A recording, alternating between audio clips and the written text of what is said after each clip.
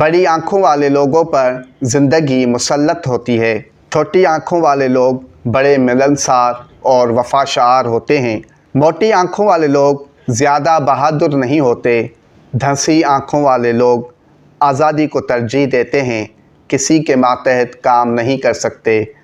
गोल आँखों वाले लोग दोस्ती में हालात को मद्देनज़र रखते हैं। शरबती आँखों वाले लोगों की घरेलू ज़िंदगी कश्मकश का शिकार रहती है। उनकी तबीयत में शक व शुबा ज़्यादा होता है। नशीली आँखों वाले लोग खुश अखलाक और बाशऊर होते हैं।